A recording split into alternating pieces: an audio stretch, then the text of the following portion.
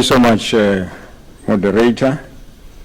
I will observe the protocol as observed by the board chairperson with respect to everybody. I'm trying to save 1 minute because we are given 10 minutes. Good evening, everybody. Let me start by wishing ECSECC a very, very happy birthday. It may not be the exact day, but it's the month. May the organization live long. You are celebrating your birth year in coincidence with very significant other organizations and events, also with people. My high school, and I think there are some representatives that are here, celebrated 170 years this year in May. That's Hilltown High School.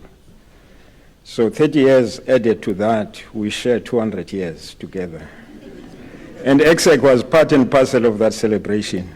We really, really got wonderful support from this organization through to its origins and its culture. Similarly, the adoption of the Freedom Charter happened in June 20 years ago. So again, another 30 years to that makes ECSECC share 100 years with the Freedom Charter. As the saying goes, the history of South Africa cannot be complete without relating Nelson Mandela, who's also celebrating his birthday 2 days from now, Hilltown, and the Freedom Charter. This story cannot be complete without those three. I am glad that the acting premier has shared some background to ECSECC because the Premier Oscar Mabuyane, also shared the background and achievements of ECSECC in a piece he wrote in the Daily Dispatch in June this year. So for me, really today is to surface some issues, principles, historical context, and venture into some recommendation, one or two, for ECSECC going forward. And as I do that, we have been asked to talk about the past, the present, and the future.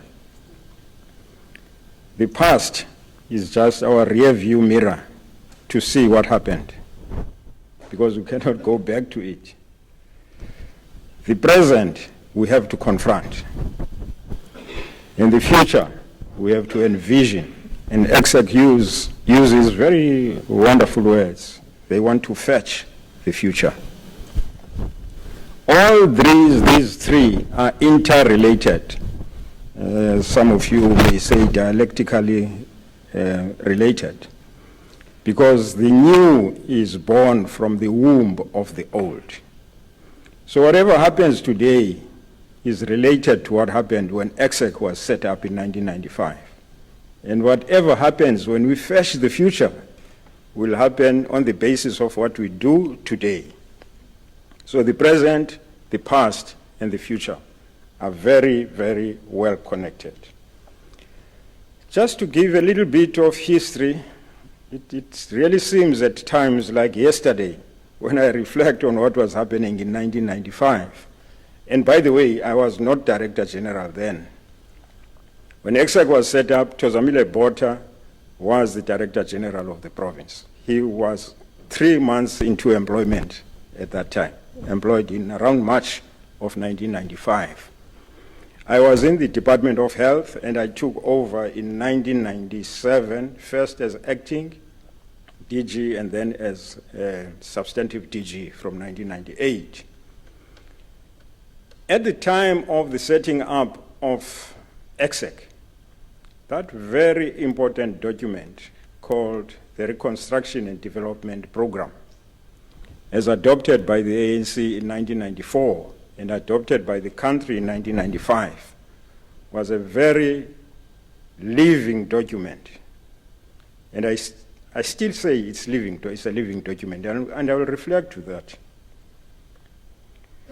The province was not really a province in 1995. We still had 6 administrations, and we're still trying to build them into a province.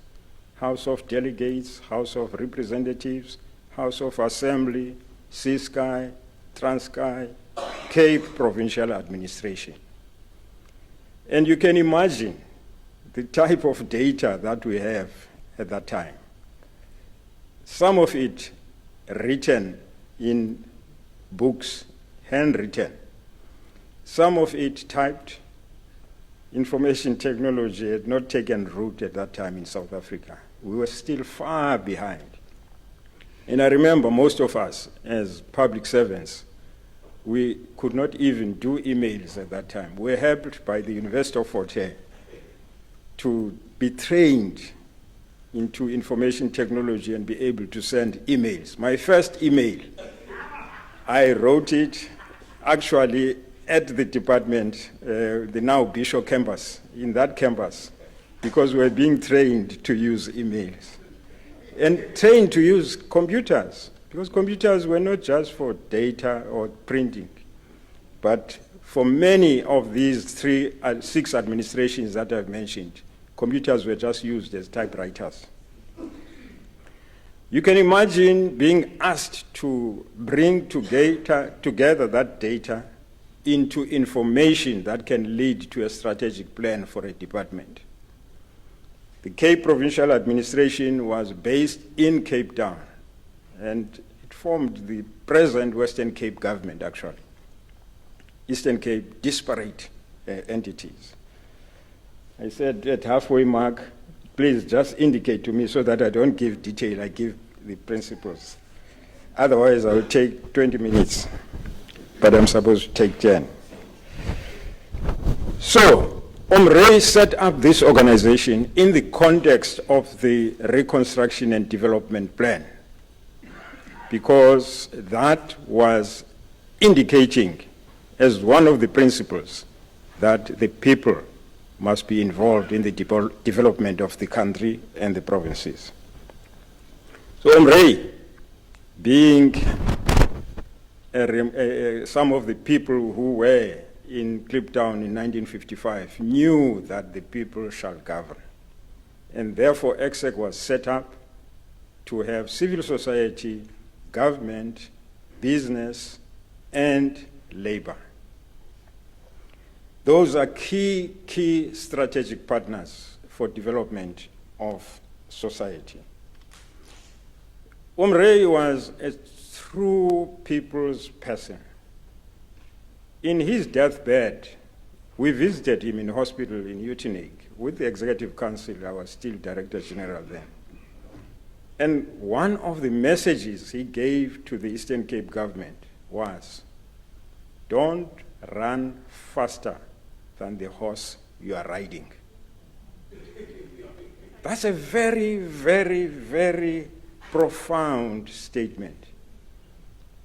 In fact, even if you were to deal with the negatives of today, if you were to say criminality, corruption, the government should never run faster in those negatives than the people. But he was saying it in a positive sense, in the sense that move with the people in whatever you're doing. That remained with me for my life up to today, that the commitment to serving the people must be the commitment of each and every one of us, whether you're in government, in the private sector, in labor, civil society, whatever. The people matter most. And ECSECC was formed in that sort of background. When we discuss the current challenges facing the country and the province, we understandably list 3 terrible triplets: inequality, poverty, unemployment. We list those. However, I want us to go deeper Why are these happening? What are the fundamental causes of inequality, poverty, unemployment? And I do want to just surface it by saying the ideological environment, the economic system that we are in, is actually built on those. I can expand on this when we ask questions, but if you look at the world, if you look at the development of capitalism, capitalism thrives on inequality. It does. The RDP emphasized 4 points: reconstruction, development, growth, and the fourth one, redistribution. 4. GEAR, that loathed policy, 1996, emphasized 2, growth and employment. Well, of course, it touched on redistribution, but reconstruction was not there. If we do not reconstruct the economy of this country, we'll never get out of the terrible triplets that I've mentioned. There's a need to reconstruct. I'm glad that Tanya is here. She can talk more about reconstruction of the economy. So ECSECC has played a pivotal role in ensuring that there is debate that goes on. They helped this government in many ways, even in drafting the policy speeches of CBC was one of them, Andrew, the longest serving, and then in between there was Sisanjigela. So I've worked with all three, and we were working together very closely. The RDP, as I said, was underpinned by principles of an integrated program based on the people that provided peace and security for all and build the nation, linking reconstruction and development and deepening democracy. So those principles are principles that we need to ensure that we carry as we move on. Do I still have 5 minutes more? Okay. Less than 5? Yes. Okay. ECSECC emphasizing, as I said, fetching the future. That has also been done with an eye on diversifying the economy. ECSECC guided government in terms of ensuring that the economy of the province is diversified, not to rely solely on the auto sector. We still are relying on the auto sector. That's a huge risk, as you can see from the Trump situation that we face this year. We needed to diversify the economy. We needed to rely on a broader sectoral industry than the auto sector. At this juncture, the development of our society, we need to do more than just a linear growth. And this is the recommendation I want to raise with ECSECC. They have some of the pillars of this recommendation. We cannot catch up with the world if we do not have exponential growth. In a summit that was held in Rio de Janeiro recently in June, we sent one of our representatives as DG Mare Trust to that seminar. And there are very fundamental issues that are raised, but they are also linked to what we are doing as a country and what ECSECC has been doing. And when I say ECSECC, I'm not saying the management, I'm saying the ECSECC as an organization or as an entity. The summit identified 3 building blocks for exponential design. 1, shared capabilities. And I think ECSECC has got a team that has got capabilities, abilities to do what they are set up to do. The second one is a co-creation of an ecosystem not alone. Ecosystem belongs to many, if you look at the biological sense of what ecosystems are. You rely on various other partners. For the plant to grow and expand, you need birds to be there. You need the soil to be there. You need the weather and the climate to be there in a proper way. Similarly, when we do what we do as government, as civil society, as labor, as the people, as society, we need to link with each and every partner that we do to develop an ecosystem. And I like to demonstrate this as ECSECC has that ability. Where you don't have to struggle, there's alignment of what you do with the needs and the capabilities of that ecosystem. You know, when you walk, you don't even think. You just have to put one leg in front, put another leg in front without thinking, and coordinate your arms. Because if you walk like this, with this arm going like this, you are not going to make any progress. If you walk like this, you are not going to make any progress. So there must be coordination of that ecosystem as much as possible. The third point is large-scale societal networks. Networks, again, in the sense of that system. We can go further in terms of how to develop this model in ensuring that our growth is not just a linear growth, but is exponential. I'm sure those who do mathematics will understand that. Instead of saying you multiply by 2 to produce, you give that to the power of 2, the power of 3, the power of 4, then you may exceed more than you wanted to achieve. Lastly, we need public-minded leaders in the information technology space. Public-minded, because, again, comes back to the people.